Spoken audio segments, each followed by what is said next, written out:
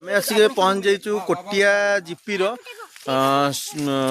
ଉପରସେମି ପାହାଡ଼। ଏଇଟା ଯେଉଁ ଉପରସେମି ପାହାଡ଼ ଆକ୍ଚୁଆଲି ମୁଁ ଆପଣଙ୍କୁ କିଛି ପୁରୀ ପାହାଡ଼ ଦେଖ। ଏଇଟା ଯେଉଁ କୋଟିଆ ଜିପିର ଉପରସେମି ପାହାଡ଼ ଉପରସେମି ଏରିଆ। ଏଇଟା ଉପରସେମି ଗାଁ ଯେଉଁ କହୁଛି ଉପରସେମି ଜିପି। ଏଠି ଅଛି ଗୋଟେ ସୁନା ପାହାଡ଼ ଆଜ୍ଞା। ଆକ୍ଚୁଆଲି ଏଠିକା ଲୋକଙ୍କର କହିବା କଥା କେଉଁ କାଳରେ ଏଇଟା ହେଉଛି ସୁନା ପାହାଡ଼। ମାନେ ଏଠି ଏଇ ପାହାଡ଼ରେ ସୁନା ଅଛି ଆଜ୍ଞା। ମାନେ ଆପଣ ଯେଉଁ ଗୋଲ୍ଡ ଏଇଟା ହେଉଛି ସୁନା ପାହାଡ଼। ଆମେ ଜାଣିନୁ କିନ୍ତୁ ଏଠିକା ଲୋକଙ୍କର କହିବା କଥା ଏଇଟା ହେଉଛି ସୁନା ପାହାଡ଼। ଏ ପାହାଡ଼ ନାଁ ହେଉଛି ସୁନା ପାହାଡ଼। ଉପରସେମି କୋଟିଆ ବ୍ଲକ କୋଟିଆ ଜିପିର କ'ଣ ସେ ପଟାଙ୍ଗୀ ବ୍ଲକ କୋଟିଆ ଜିପିର ଏଇଟା ହେଉଛି ସୁନା ପାହାଡ଼ ଉପରସେମି। ଏଇଟା ହେଉଛି ସେଇ ପାହାଡ଼। ଆମେ ଏଇଠି ଅଛୁ ଏବେ।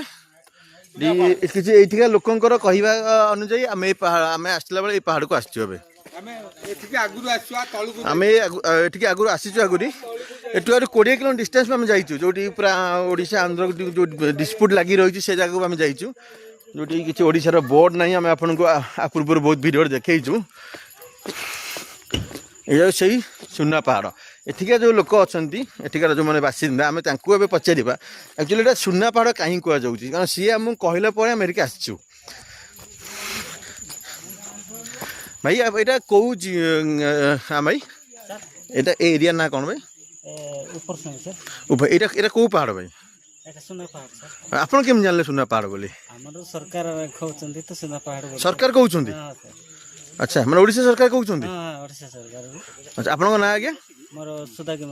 କେଉଁ ଗାଁ ଆପଣଙ୍କର? ଆମର ସାଲେମପଦ୍ର ସାର୍।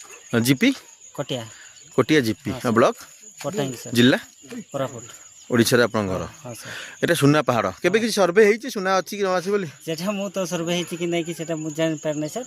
ସେ ଆନ୍ଧ୍ର ଲୋକ ବି ସୁନା ପାହାଡ଼ ବୋଲୁଛନ୍ତି, ଓଡ଼ିଶା ଲୋକ ବି ସୁନା ପାହାଡ଼ ମାନେ ସୁନା ଅଛି ବୋଲି ସୁନା ପାହାଡ଼ କୁହାଯାଉଛି ସେଥିପାଇଁ ତ? ଆଚ୍ଛା, ଆମେ ଏଠିକାର ଯେଉଁ ବାସିନ୍ଦା ଯେଉଁମାନେ ଏଠିକାର ଲୋକାଲ ଲୋକ କୋରାପୁଟ ଜିଲ୍ଲାର ମାନେ Kotia block GP and Pottangi block ଆମେ ତାଙ୍କ ସାଙ୍ଗେ କଥା ହେଉଥିଲୁ। ଏଇଟା ହେଉଛି ଉପରସେମି ତ ଆଜ୍ଞା। ଏଇଟା ସୁନା ପାହାଡ଼। ଆମେ ଏଠୁ 20 କିଲୋମିଟର ଡିଷ୍ଟାନ୍ସ ଆଉ ତଳକୁ ଆମେ ଆଗରୁ ଯାଇଛୁ ଅଲରେଡ଼ି। ଯାଇକି ଆପଣଙ୍କୁ ଦେଖେଇଛୁ ବହୁତ ଦୂର। ଆମେ ଥରେ ପ୍ରୋବ୍ଲେମ୍ ଫେସ୍ କରିଥିଲୁ। ଏଇ ତଳେ ଆମେ ଯାଇଥିଲୁ ଆଜ୍ଞା। ଏଇଟା ସେଇ ପାହାଡ଼। କ'ଣ ଜାଗା ହେଇ ଦେଖନ୍ତୁ।